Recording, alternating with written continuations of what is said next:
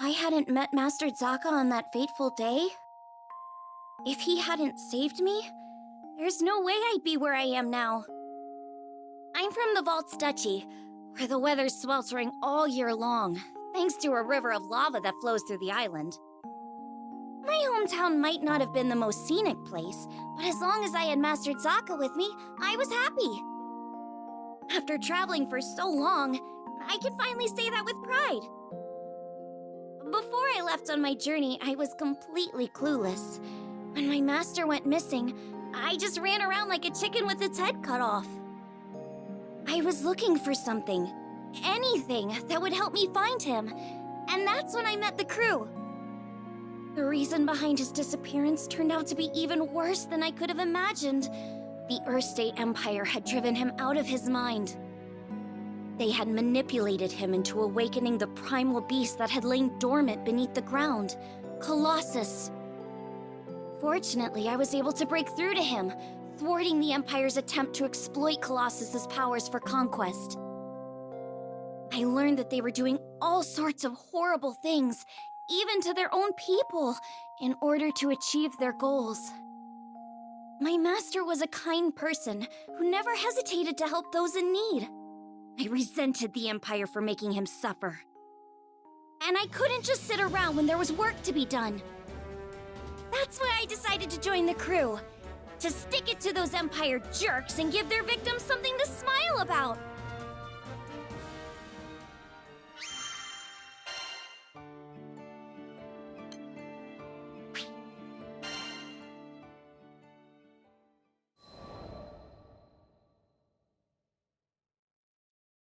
A few years before I met the crew, I lost my parents to an epidemic. I mourned their deaths for who knows how long. I could barely even bring myself to face reality each morning. With no living relatives in vaults, I was like a ship adrift at sea. I had nowhere to go and nowhere to belong. Until one day, my master reached out his hand to me. I was so depressed I just kept staring at the ground. But that gentle smile never left his face as he asked me, "Why do you look so sad?" There was something in his voice that made me look up. When I did, a beautiful bouquet of flowers appeared in his hand, seemingly out of thin air. I had no idea how he'd done it, but I knew it must have been some kind of parlor trick. But he insisted it was magic. What a goofball, right? Saying that when he can use real magic. But it was just the magic I needed at that moment. Beautiful and kind. He went on to show me all kinds of incredible spells, the likes of which I'd never seen before. Watching him made me smile at a time when I thought I'd forgotten how. My master would always say that magic exists to make people happy. Something about that spoke to me. It made me want to become a mage just like him. So I signed myself up as his disciple, begging him to teach me magic. I'll never forget how happy I was when he told me I had talent. After all, if he was right, that meant I had the potential to make people smile too.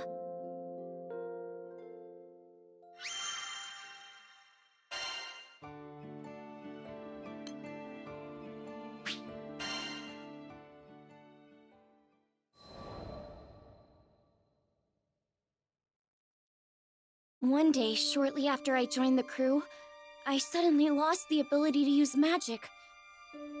No matter how many times I tried casting a spell, nothing happened. I had no clue what to do. The rest of the crew thought Master Zaka might have the answers I needed, so we set sail for Vaults. It'd been forever since I'd been back home. My master was thrilled to see how much I'd grown. I opened my mouth to ask him about my problem, but when I saw how happy he looked, I just couldn't bring myself to do it. I'd promised him that I'd come back as a great mage, but there I was, unable to cast even a single spell. The last thing I wanted was for him to be disappointed in me. Around that time, an epidemic returned to Vaults, the same disease that had claimed the lives of my parents. Wanting to keep it from spreading any further, my master headed to the clinic to speak with the people who'd been infected. But he ended up getting sick too. The source of the epidemic turned out to be an evil spirit that revealed itself to us right there in the clinic. I immediately confronted it. That rotten creature had already taken my parents from me. I wasn't gonna let it take anyone else. Determined to make it pay, I raised my staff, but nothing happened. I'll never forget how it felt to watch, helplessly, as my parents' killer got away. The crew gave chase, but I continued to stand where I was. Without my magic, I didn't see the point. I'd just end up getting in the way. All I could do was watch as my masters suffered, withering away. Nothing had changed since the last time. But you know, it wasn't all bad. In search of a solution to my magic loss at the local library, I happened to come across a beautiful golden staff, one left to me by my mother. That's when Master Zaka revealed that my mother had been a mage too. On the verge of tears, I clenched my staff tightly in frustration. My beloved home and master were being threatened by a disease-spreading spirit, and there was nothing I could do to stop it. Just as I began feeling completely hopeless, the staff began to glow. Somehow I could feel it encouraging me, empowering me. So what if I couldn't use magic? Surely there were other ways to help everyone. Unable to stand around doing nothing any longer, I ran off to find the crew. When I finally tracked them down, they'd already been rendered powerless by the disease. That left me as the only person who could fight. There wasn't a second to lose. It was that moment when I decided I was done running away. I'd promised myself a long time ago that I was going to use my magic to make people happy. Filled with newfound resolve, I heard a voice coming from the staff. Mom? Is that you? The voice told me to visualize the power flowing through me. As I did, I could feel magic welling up inside me, flooding out from deep within. With my mom's help, I was able to defeat the evil spirit. As soon as it was gone, light erupted from my staff. I turned to see the rest of the crew climbing to their feet, their symptoms gone. The power spread through the entire island of Altstechi, eliminating the disease and bringing smiles back to the people. Things were a little touch and go there for a while, but in the end, everyone pulled through. And I've been able to use my magic without any issue ever since. I just know it's because my mom is watching over me through my staff. Thanks to her, I can keep traveling with the crew, using the staff she left me to bring out more smiles along the way.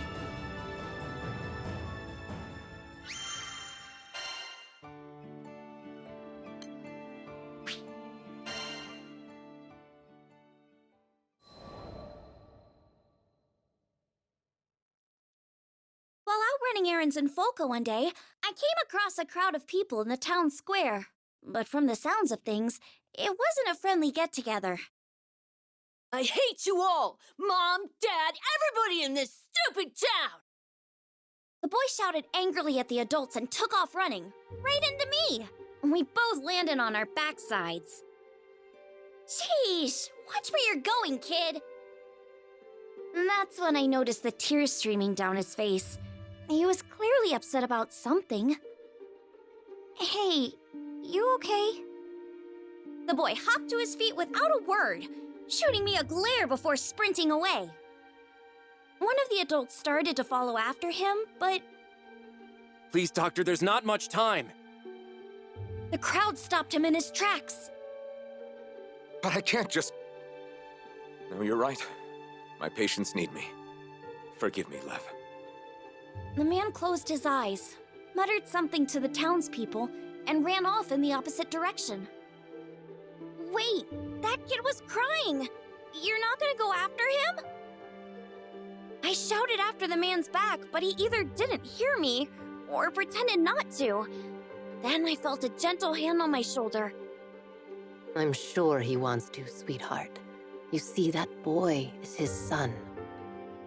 The boy's name was Lev. His father was a doctor, with many patients needing urgent care. so he had no choice but to ask the townspeople to find his son for him. I knew I should mind my own business, but I couldn't get the poor kid's face out of my head. He was probably hiding somewhere all by himself, crying his eyes out. I understood all too well how painful it felt to be alone. When Master Sokka reached out to me, it changed my life forever. Maybe it was my turn to do the same for someone else. I turned to ask the crew if we could join the search, but they were already gearing up to head after him. It seemed we'd all had the same idea. Just you wait, Lev, I thought to myself. I was gonna find him and put a smile back on his face, even if it meant sticking my nose where it didn't belong.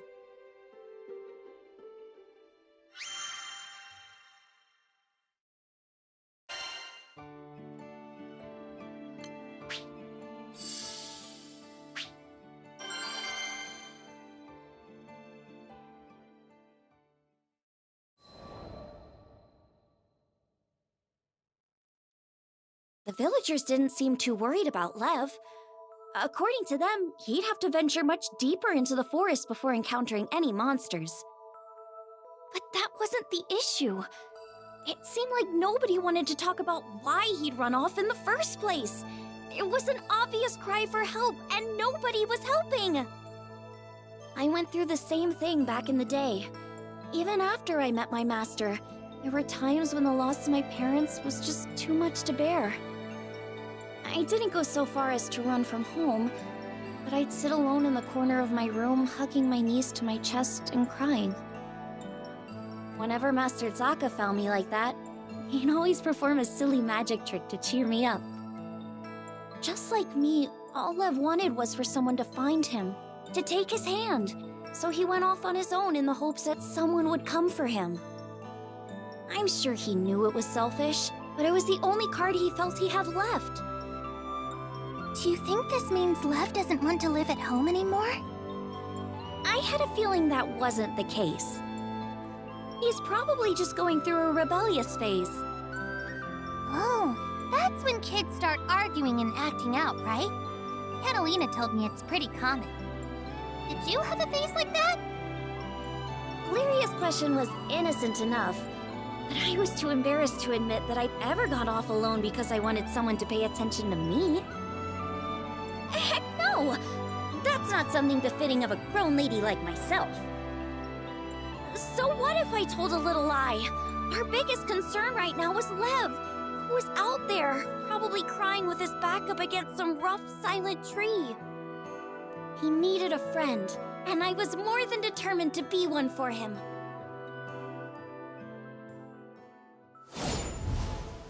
This forest is as huge as ever. I sure hope Lev's okay. Come on!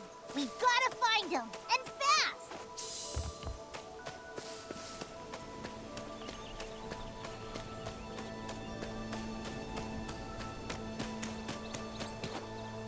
Wait, we're still on the edge of the forest, right?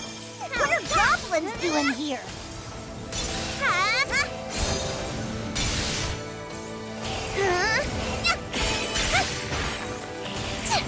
There's no time to waste. We've gotta find him.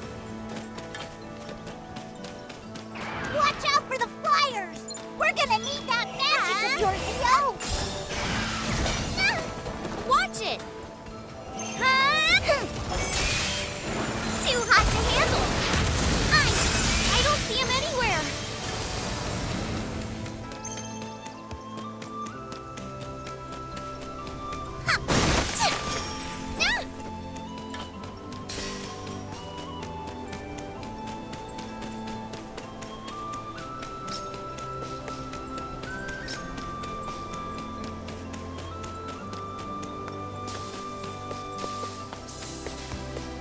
That's a lot of monsters. Guess we'll just have to take them all out. I'm on it. Fire! Incoming! Oh, come on! Just leave us alone already!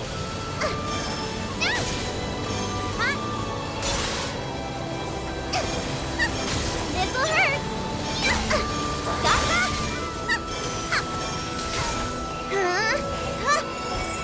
Looks like that's the last of them. Lev's all alone out there. Come on!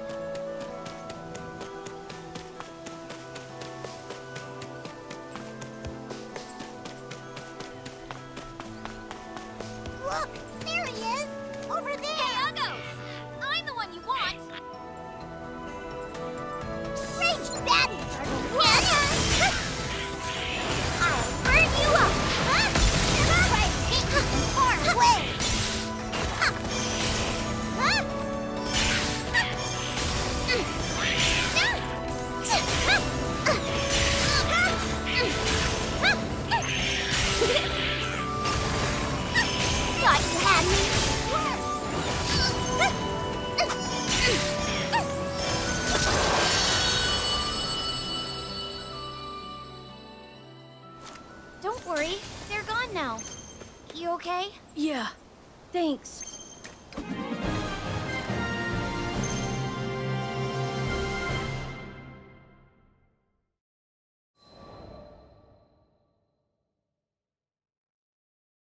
We were lucky we found Lev when we did, or he would have been Monster Chow.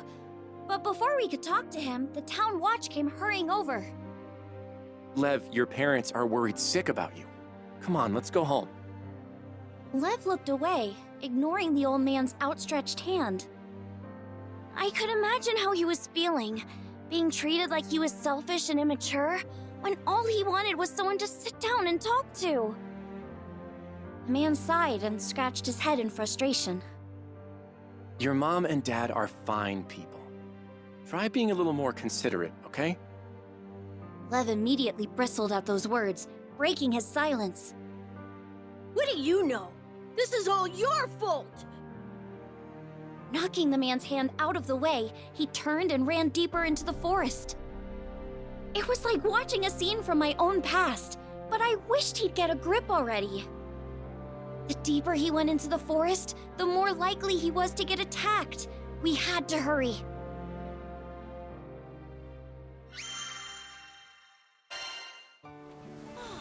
We've got lunch specials, good food, good prices. Hello there. Right.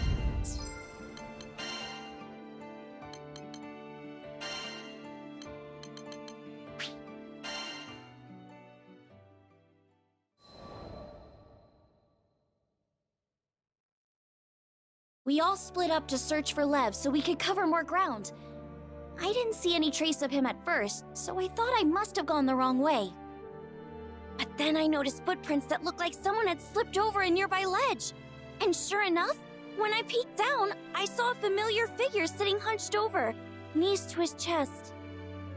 He looked a little scraped up, but didn't seem to be hurt badly. I was just glad I'd managed to find him still in one piece.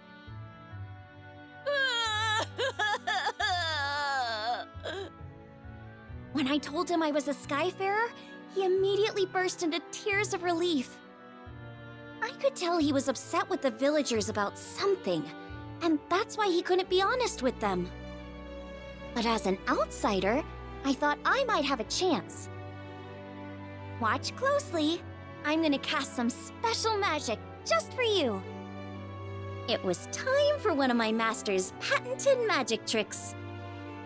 I showed Lev my empty palm before covering it with a handkerchief. I flung the cloth away, and voila! There was a piece of candy in my hand. Wow, candy! Here, you can have it. After devouring the candy, he finally calmed down. Thanks. Normally, that would have been enough to lift any kid's spirits. But his face fell again as quickly as it had lit up. I guess he really doesn't want to go home. I decided I wouldn't leave him until there was a smile back on his face.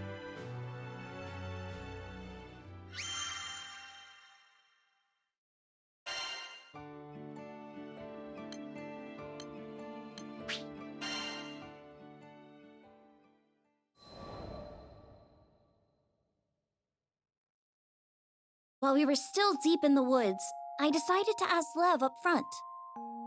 Why did you run away?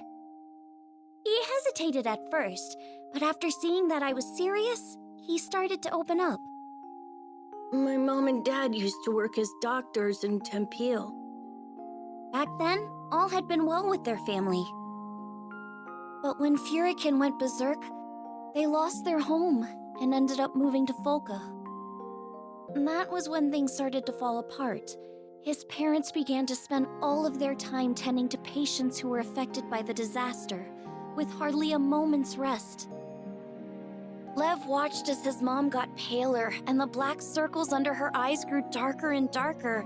He begged her to take a break, but it was no use. Eventually, she collapsed from overwork. I told her she wouldn't be able to help people anymore if she got sick. She just wouldn't listen to me. And here I thought he was just a kid going through a rebellious phase. That wasn't the case at all. That's really grown up of you, Lev. You're just worried about your mom and dad, huh? Yeah. After hearing Lev's explanation, I finally understood how he felt. I knew how hard it was watching people you cared about pushing themselves too hard. I couldn't stand to see my master doing it either. And that's exactly what was going through Lev's mind. He wasn't being selfish. Everything he did, it was because he loved his parents.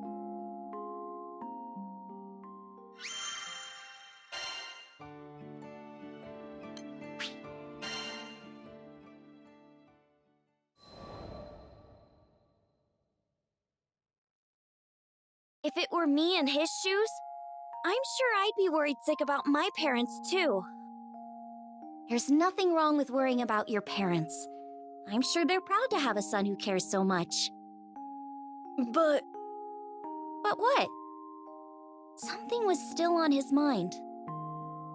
I always wanted to be a great doctor, just like my mom and dad. But after my mom collapsed, I started thinking maybe everybody else was just using them. Along the way, he'd stopped being able to trust the people of Folka, and he thought feeling that way meant he could never follow in his parents' footsteps. Lev stared at the ground as he spoke, finally confiding his troubles to me. After hearing his story, I began to open up about my own parents. He listened to my words in silence. My parents had also strained themselves too hard after getting sick, and eventually passed away. So Lev's circumstances were all too familiar. Just like him, I felt nothing but bitterness and despair. But there was one difference. I've got to admit, I envy you a little. After all, your mom and dad are still alive and well. While we were standing there talking, Lev's parents and the villagers were probably beside themselves with worry, braving the dangers of the forest to search for him. When I told him that, Lev finally seemed to grasp the situation. I really messed up, didn't I? I'm sorry. Are you sure I'm the person you should be saying that to? I stood up and smiled at Lev. He and his family all seemed like really good people. The only thing they needed to patch their home back together was a long heart-to-heart.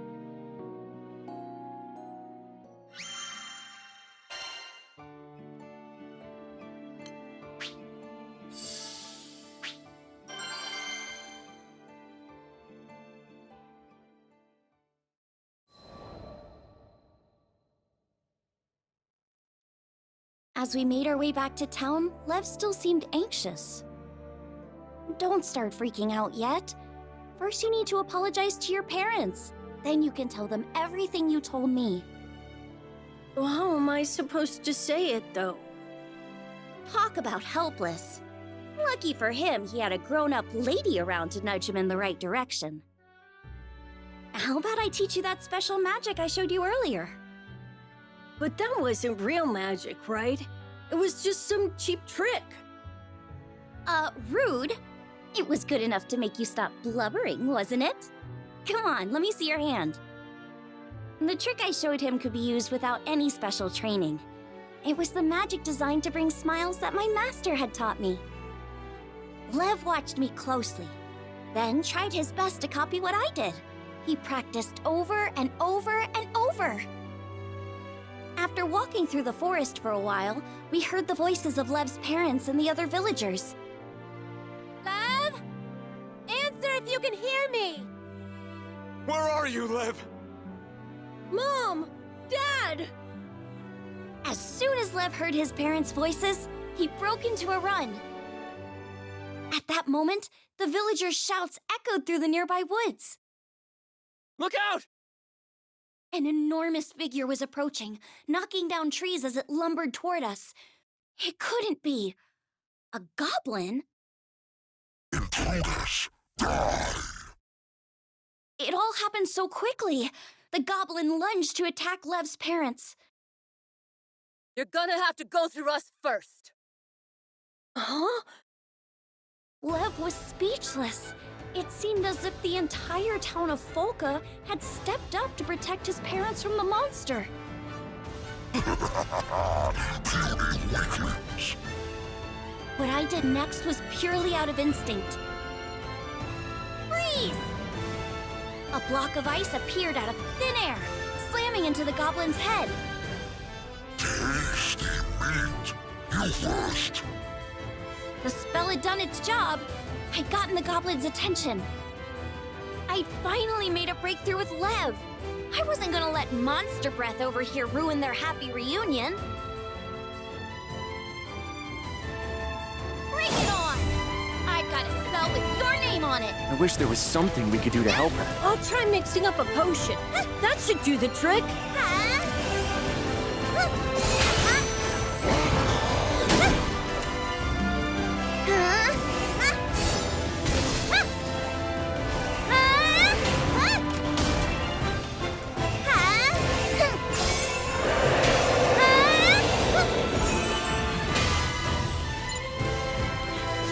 There's more! What do we do now? Stand back, everyone! I can handle this by myself! Fire!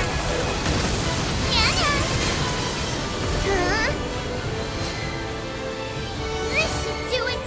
Watch its movements carefully! Just block my special! It'll take more than that to scare me! Yeah, you got this! Come on, you can do this. He's putting up one heck of a fight! No. He needs medicine, quick!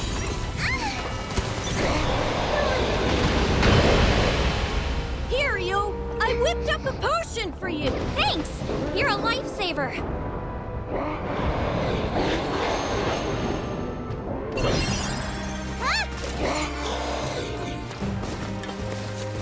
I'll furnish that nothing special. Just gotta keep it up. Incredible. I think she might actually do this. Eat this!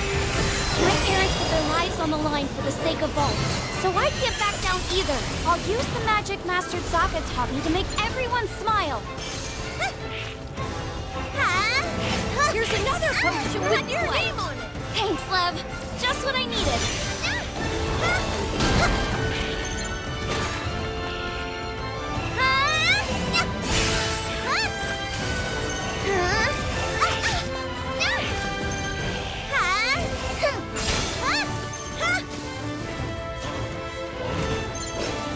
Bind together!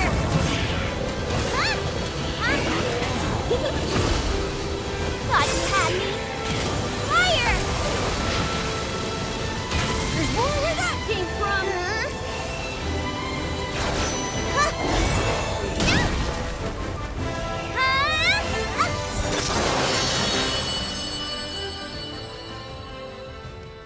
I don't believe it. She took it down all by herself.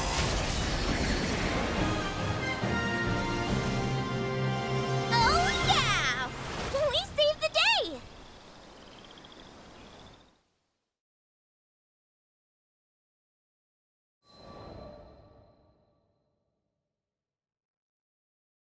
First you saved Tempeal, and now us. Thank you, Skyfarer. The people of Folka were all safe, including Lev's parents. After thanking me, Lev turned to the villagers, shuffling his feet nervously. I'm really sorry, everybody.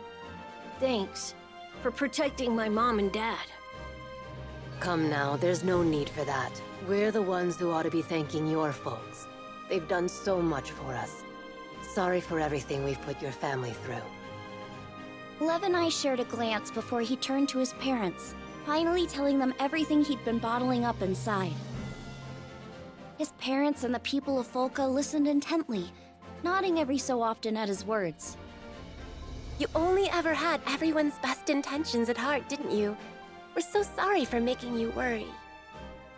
I chalked it all up to selfishness and immaturity, but should have heard you out. I hope you can forgive your old man.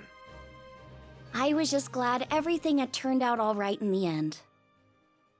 Ew! We're here to help! Sorry, we were clear on the other side of the woods. What happened to that giant monster? What the heck? You're the one who said heroes always arrive just in the nick of time.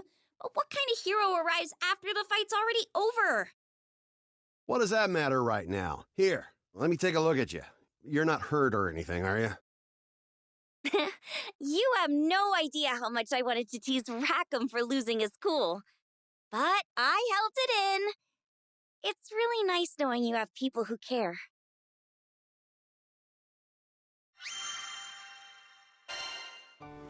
Yeah? Alright! Is your stomach growling? Then give it what it wants! Come to view the requests?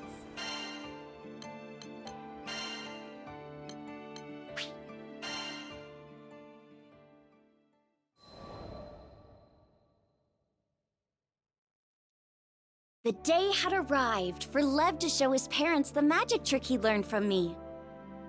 Was he going to be able to pull it off? I had to see for myself, so I followed them to a restaurant in town and sat at a nearby table. Somehow just watching was enough to make me nervous too. I want to show you something. Come on, you can do this! It's all about sleight of hand, remember? Lev showed his parents the palm of his empty hand and covered it with a handkerchief. Then he removed the cloth just like I taught him. But when he opened his hand, there was nothing there. I thought he must have made a mistake, but it turned out I was wrong. I learned this trick so I could make others smile. You're actually supposed to have a present in your hand when you open it, but I couldn't think of what to give you. Unable to hold in the tears any longer, Lev started to cry. You both have done so much for me. I just couldn't find anything good enough. He wiped away his tears with the back of his hand, his voice quavering slightly as he fought to get the words out. I'm really sorry for running off and scaring you guys. But I was worried because you're always so busy. It hurt when you wouldn't listen to me, and I've been so lonely. I tried not to let it get to me, but it just ended up being too much. We're sorry too, Lev. But don't worry. Soon we won't be as swamped anymore. There's supposed to be a big group moving to Folka from Seed Hollow soon. I hear at least one of them's a doctor. Once things have settled down, we'll all spend some quality time together. I'd love to go shopping in Seed Hollow as a family. That sort of thing. You'd like that too, right, dear? Of course. As long as we decide on a budget beforehand. Way to go, Lev! Seeing them all smiling together like that reminded me of Master Sokka for some reason. Once we're back in Fanta Grande, I think I'll pay a visit to Vaults and tell him all about this little adventure.